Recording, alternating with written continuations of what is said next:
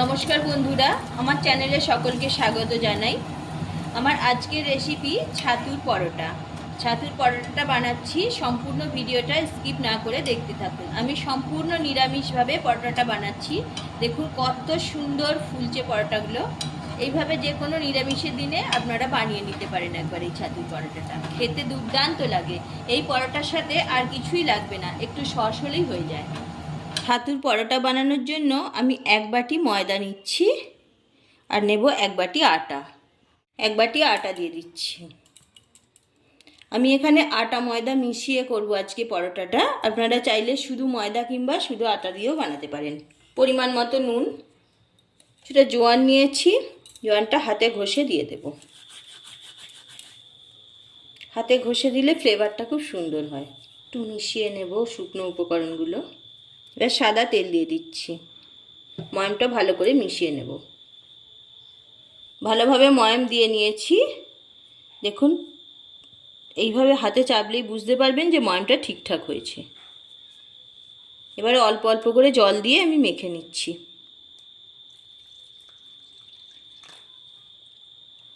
একটা ডো বানিয়ে নিয়েছি। এবার অল্প সাদা তেল মাখিয়ে রেখে দিচ্ছি। অল্প পরিমাণে সাদা তেল মাখিয়ে দিলাম যাতে ডোটা শুকনো না হয়ে যায়। একটা ঢাকনা দিয়ে রেস্টে রেখে দিচ্ছি, ততক্ষণে ছাতুর পুরটা বানিয়ে নিচ্ছি। ছাতুর পরোটা বানানোর জন্য আমি 1 কাপ পরিমাণ ছোলার ছাতু নিয়ে নিয়েছি। এটা একদম ভাঙানো ছোলার ছাতু। ছাতুর মধ্যে পরিমাণ মতো নুন দিয়ে দিচ্ছি, কাঁচা জোয়ান দিয়ে দিচ্ছি, সামান্য কালো জিরা, 1 চামচ পরিমাণ গুঁড়ো চিনি দিচ্ছি। আমি কারি পাতা নিয়েছি, কারি পাতা কুচি করে দিয়ে দিচ্ছি। আপনারা চাইলে ধনে পাতাও দিতে পারেন। আমি একটা কাঁচি নিয়েছি, কাঁচি দিয়ে ছোট ছোট করে কেটে দেব। ছাতুর পরোটায় এই কারি পাতা যদি এইভাবে কুচি করে দেয়া যায় না, দারুণ একটা স্মেল আসে। এবার কাঁচা পাকা লঙ্কা নিয়েছি, লঙ্কা কুচি করে দিয়ে দিচ্ছি। লঙ্কাগুলো আমি এইভাবে কাঁচি দিয়ে কেটে নেব। ঝালের পরিমাণটা আপনারা বুঝে দেবেন, যেমন ঝাল খেতে চাইবেন সেই মতো লঙ্কাটা দেবেন। কিছুটা আদা একটা গ্রেটার দিয়ে গ্রেট করে দিয়ে দিচ্ছি। ছোট চামচের 1 চামচ পরিমাণ আমচুর পাউডার দিয়ে দিচ্ছি। 1 চামচ দিয়ে দিচ্ছি ভাজা জিরের গুঁড়ো। আধখানা পাতি লেবু নিয়েছি, রসটা দিয়ে দিচ্ছি। সবগুলো উপকরণ ভালোভাবে মিশিয়ে নিচ্ছি।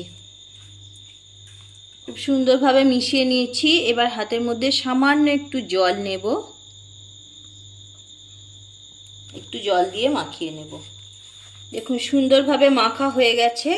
ছাতুর পুরটা ঠিক এইরকম ঝুড়ো ঝুড়ো হবে, কিন্তু এটা যদি মুঠো পাকান দেখবেন মুঠো পাকিয়ে যাচ্ছে। আর ভেঙে দিলেই ঝুড়ো ঝুড়ো হয়ে যাবে। ঠিক এইরকমই পুরটা বানিয়ে নিতে হবে।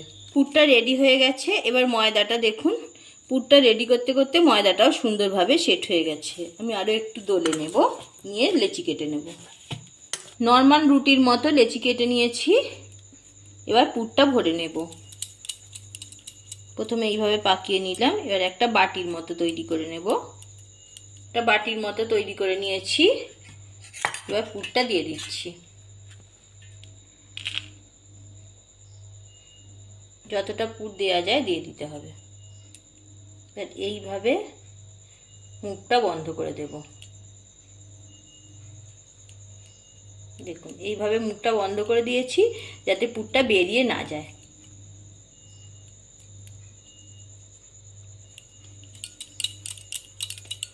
আবারও পাকিয়ে নিলাম। আমি আরও একটা দেখিয়ে দিচ্ছি।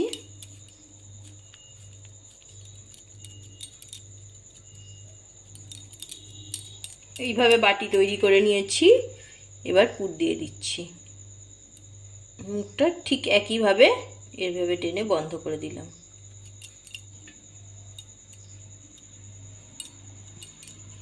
খুব সহজেই হয়ে গেল। ভালোভাবে মুখটা বন্ধ করতে হবে, না হলে বেলতে গেলে ছাতুর পুর বেরিয়ে যেতে পারে। এইভাবে সবগুলো লেচি পুর ভরে নিচ্ছি। সবগুলো পুর ভরা হয়ে গেছে। এবার পরোটাগুলো বেলে নেব। বেলনের মধ্যে একটু তেল মাখিয়ে নিয়েছি।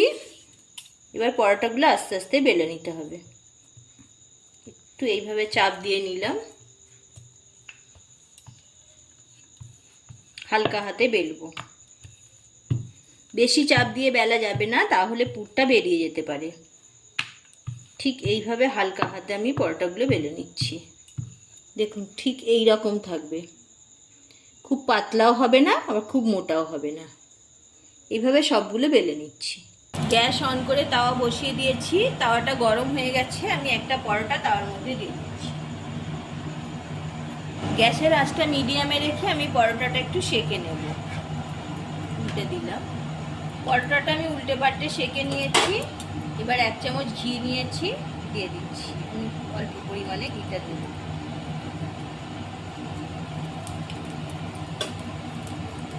ঘিটা দিয়ে পরোটাটা উল্টে পাল্টে ভেজে নেব। ঘিটা দেওয়ার পর দেখুন কত সুন্দর পরোটাটা ফুটছে।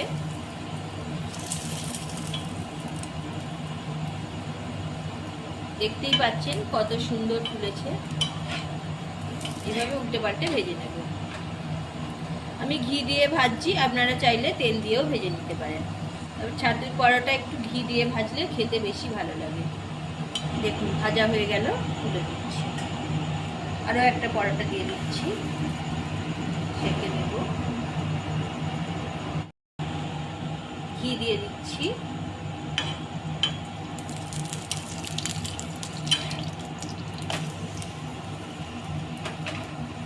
দেখুন কত সুন্দরভাবে ফুলে উঠছে।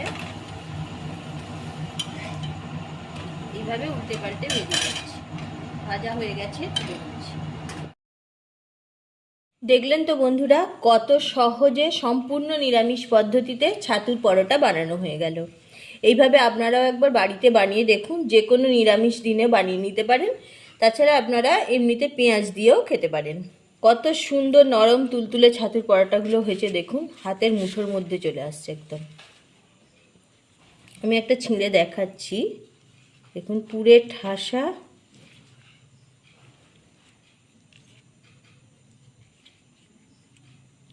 দেখতেই পাচ্ছেন ভিতরটা একদম পুরে ঠাসা।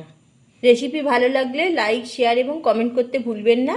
নিত্য নতুন রেসিপি পেতে আমার চ্যানেলটা সাবস্ক্রাইব করে পাশে থাকুন। পাশে থাকা বেল আইকন প্রেস করুন। আজ এই পর্যন্ত। ভালো থাকুন, সুস্থ থাকুন। আবারও দেখা হচ্ছে পরের এপিসোডে।